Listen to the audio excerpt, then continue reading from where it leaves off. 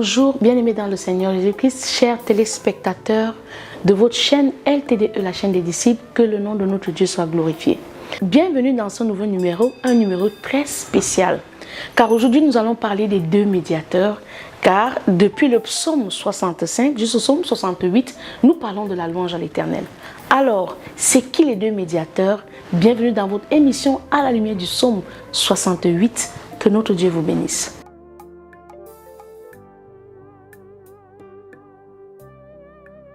Apocalypse chapitre 15, du verset 1 au verset 3, nous lisons au nom puissant du Seigneur Jésus-Christ. Puis je vis dans le ciel un autre signe grand et admirable. 7 anges qui tenaient 7 fléaux, les derniers, car par eux s'accomplit la colère de Dieu.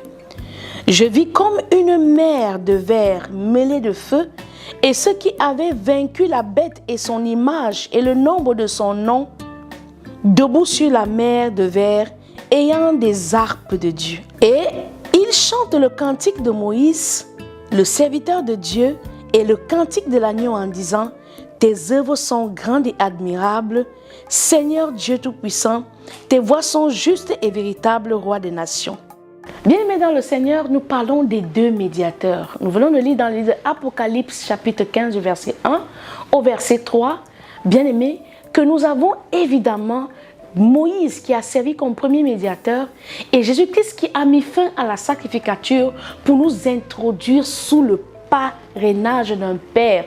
Désormais, nous ne sommes plus des serviteurs, mais nous sommes devenus des fils de l'Éternel, à l'image de Jésus-Christ lui-même, qui est le premier d'entre les morts.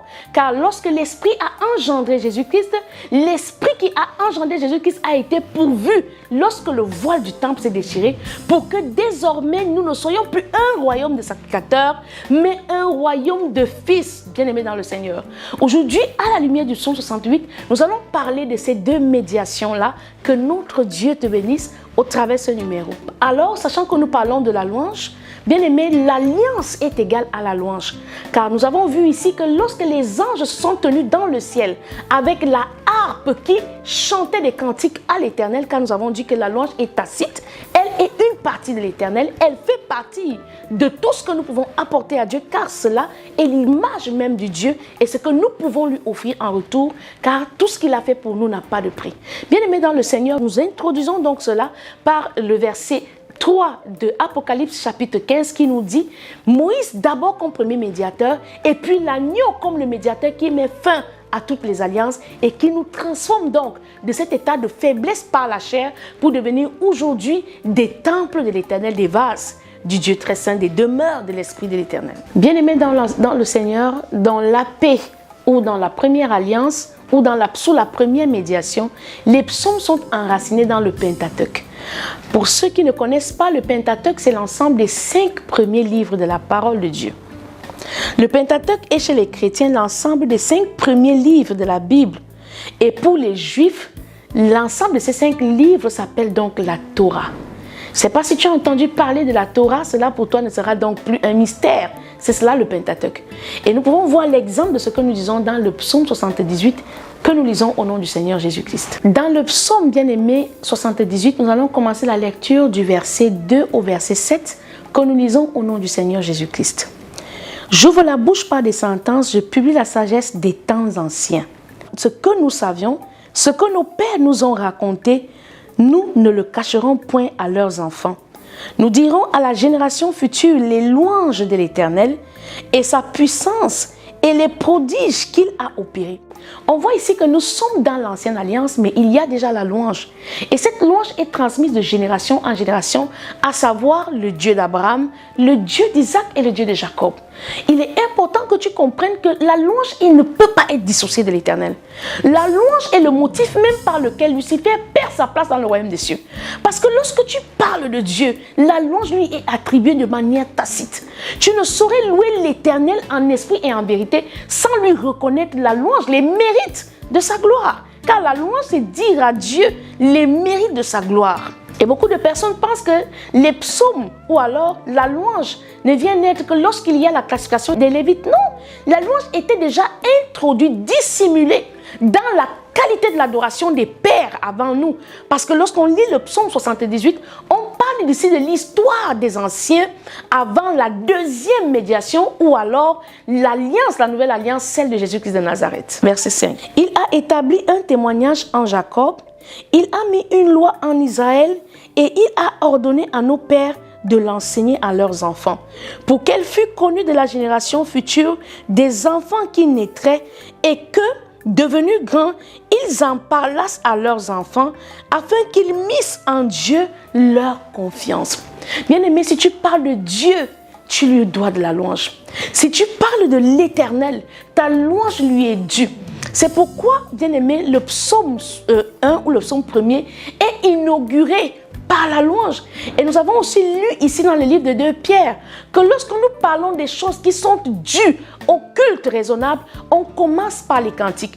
On a aussi lu dans Apocalypse que lorsque l'on parle des 2 médiations, les anges de l'Éternel qui viendront conclure le temps que nous avons passé sur terre commenceront par une louange, car ils tiennent dans leurs mains les harpes de l'Éternel, l'arpe que David pouvait sur la terre par la lumière de l'Esprit de Dieu, jouer en projection de ce qui est dans le royaume des cieux, afin qu'ils missent en Dieu leur confiance, qu'ils n'oubliassent pas les œuvres de Dieu et qu'ils observassent ses commandements. Oui, la louange est ce qui berce les générations sur lesquelles le nom de l'Éternel sont invoqués depuis le livre de Genèse jusqu'à Apocalypse, d'autant plus que nous parlons de l'Ancienne Alliance et de la Nouvelle Alliance, dans l'Ancien Testament et du Nouveau Testament. Apocalypse chapitre 1, du verset 1 au verset 5, nous lisons au nom du Seigneur Jésus-Christ. Révélation de Jésus-Christ que Dieu lui a donnée pour montrer à ses serviteurs les choses qui doivent arriver bientôt et qu'il a fait connaître par l'envoi de son ange à son serviteur Jean, lequel a attesté la parole de Dieu et le témoignage de Jésus-Christ, tout ce qu'il a vu. Heureux celui qui lit et ceux qui entendent les paroles de la prophétie et qui gardent les choses qui y sont écrites, car le temps est proche. Jean aux 7 églises qui sont en Asie, que la grâce et la paix vous soient données de la part de celui qui est et qui était et qui vient, de la part des 7 esprits qui sont devant son trône. Alléluia. Et de la part de Jésus-Christ, le témoin fidèle, le premier-né d'entre les morts et le prince des rois de la terre, à celui qui nous aime, qui nous a délivrés de nos péchés par son sang. Ici donc nous parlons de la nouvelle alliance. Nous parlons des œuvres que Dieu, par l'amour qu'il a pour nous permet d'hériter au travers la médiation nouvelle, la médiation de Jésus-Christ de Nazareth. Matthieu chapitre 26, versets 26 à 28, nous lisons au nom du Seigneur Jésus-Christ. Pendant qu'il mangeait, Jésus prit du pain et après avoir rendu grâce, il le rompit et le donna aux disciples en disant « Prenez, mangez, ceci est mon corps ». Il prit ensuite une coupe et après avoir rendu grâce, il la leur donna en disant « Buvez-en tous, car ceci est mon sang, le sang de l'alliance qui est répandu pour plusieurs, pour la rémission des péchés. Je vous le dis, je ne boirai plus désormais de ce fruit de la vigne jusqu'au jour où j'en boirai de nouveau avec vous dans le royaume de mon Père. » Voici donc les clauses de la nouvelle alliance. Étant donc dans la semaine par excellence de la Pâque, nous sommes appelés à nous souvenir que nous sommes dans la dernière opportunité que Dieu nous donne, à savoir recevoir gratuitement le pardon de nos péchés pour être réconciliés avec lui et avoir accès pas à l'héritage de la vie éternelle. C'est pourquoi lorsque nous lisons donc le psaume 67, nous pouvons comprendre à sa lumière que David n'a ni changé la loi, ni dénaturé la loi, mais il a amplifié le caractère saint de l'Éternel en lui apportant la louange qui lui est due, en introduisant dans la sacrificature la classe des Lévites. Car la loi prescrivait dans l'Ancien Testament d'aimer l'Éternel de tout son cœur, de toute sa force, de toute sa pensée, mais elle ne prescrivait pas l'expansion de la connaissance.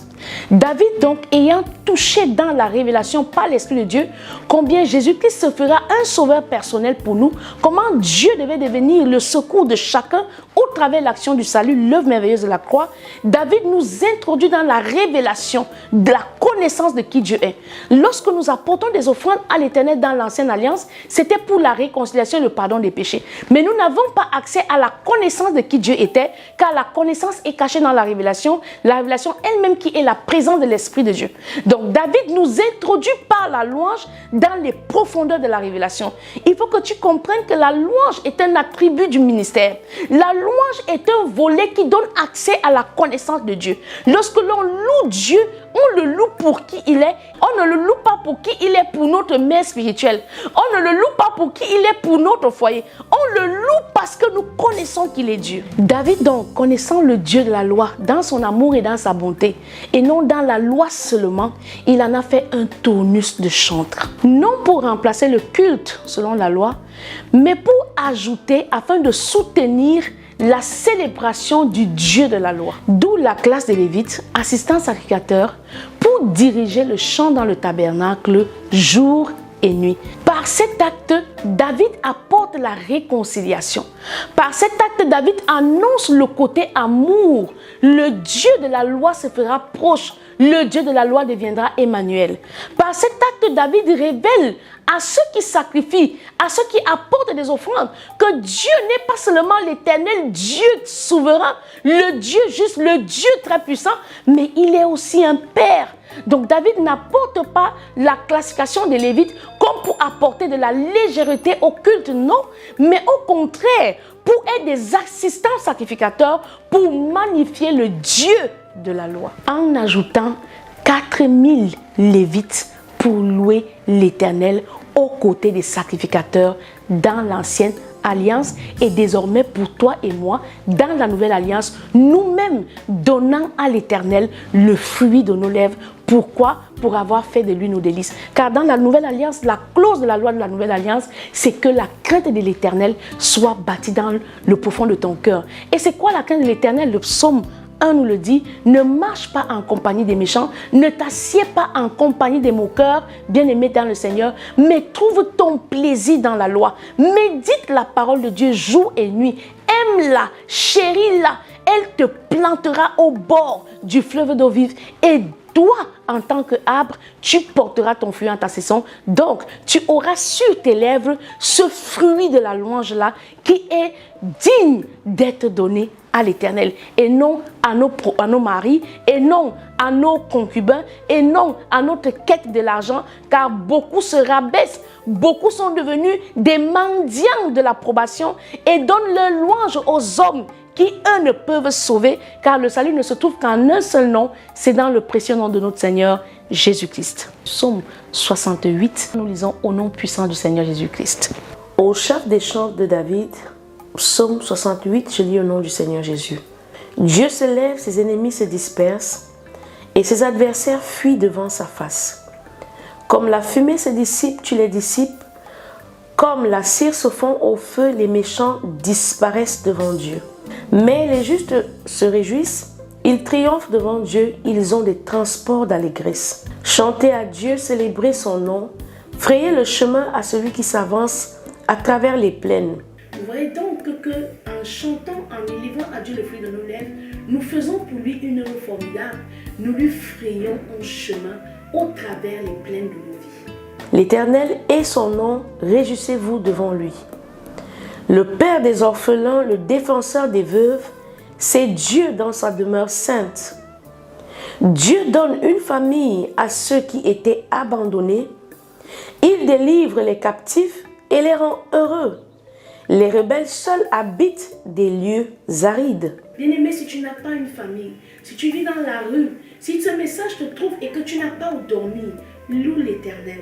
Dieu donne des abris aux SDF. Oui, si tu es un SDF et que tu es dans un pays où tu as l'impression que tu n'as plus rien qui te donnerait raison de vivre, bien-aimé, accroche-toi au nom de Dieu. Il est capable de te donner un abri, toi qui es sans abri aujourd'hui. Ô Dieu, quand tu sortis à la tête de ton peuple, quand tu marchais dans le désert, la terre, les cieux se fondirent devant Dieu, le Sinaï s'ébranla devant Dieu, le Dieu d'Israël. Tu fis tomber une pluie bienfaisante, ô Dieu, tu fortifiais ton héritage épuisé. Ton peuple établit sa demeure dans le pays, que ta bonté, ô Dieu, tu avais préparé pour les malheureux. Le Seigneur dit une parole et les messagères de bonnes nouvelles sont une grande armée. Alléluia. Le roi des armées fuit, et celles qui restent à la maison partagent le butin. Merci Seigneur. Tandis que vous reposez au milieu des étables, les ailes de la colombe sont couvertes d'argent et son plumage est d'un jaune d'or. Lorsque le Tout-Puissant dispersera les rois dans le pays, la terre devint blanche comme la neige du Salmon, montagne de Dieu, montagne de balsame. Montagne aux cimes nombreuses, montagne de balsame. Pourquoi montagne aux cimes nombreuses avez-vous de l'envie contre les montagnes que Dieu a voulu pour résidence? L'Éternel n'en fera pas moins sa demeure à perpétuité. Les chars de l'Éternel se comptent par 20 000, par milliers et par milliers. Alléluia. Le Seigneur est au milieu d'eux. Le Sinaï est dans le sanctuaire. Alléluia. Tu es monté dans les hauteurs. Tu as mené des captifs et tu as pris en don des hommes. Les rebelles habiteront aussi près de l'Éternel Dieu. Béni soit le Seigneur. Chaque jour, quand on nous accable, Dieu nous délivre. Dieu est pour nous le Dieu de délivrance. Et l'Éternel, le Seigneur, peut nous garantir de la mort. Oui, Dieu brisera la tête de ses ennemis, le sommet de la tête de ceux qui vivent dans le péché. Le Seigneur dit, je les ramènerai des basans, je les ramènerai du fond de la mer, afin que tu plonges ton pied dans le sang et que la langue de tes chiens ait sa part des ennemis. Ils voient ta marche, ô Dieu, la marche de mon Dieu, de mon roi, dans le sanctuaire. En tête vont les chanteurs, puis ceux qui jouent les instruments, au milieu des jeunes filles battent du tambourin. Bénissez Dieu dans les assemblées, bénissez le Seigneur descendant d'Israël. Là sont Benjamin, le plus jeune qui domine sur eux, le chef de Juda et leurs troupes, le chef de Zabulon, le chef de Nephtali. Ton Dieu ordonne que tu sois puissant. Affermis, ô Dieu, ce que tu as fait pour nous. De ton temple, tu règnes sur Jérusalem. Les rois t'apporteront des présents. Épouvante l'animal des roseaux, la troupe des taureaux avec les veaux des peuples, qui se prosternent avec des pièces d'argent, disperse les peuples qui prennent plaisir à combattre. Des grands viennent de l'Égypte, l'Éthiopie accourt, les mains tendues vers Dieu, royaume de la terre, chantez à Dieu, célébrez le Seigneur, chantez à celui qui s'avance dans les cieux éternels. Voici, il fait entendre sa voix puissante. Rendez gloire à Dieu, sa majesté est sur Israël et sa force dans les cieux. Alléluia. De ton sanctuaire, ô Dieu, tu es redoutable. Le Dieu d'Israël donne à son peuple la force, la puissance. Béni soit notre Dieu. C'était votre émission à la lumière des psaumes. Que Dieu vous bénisse.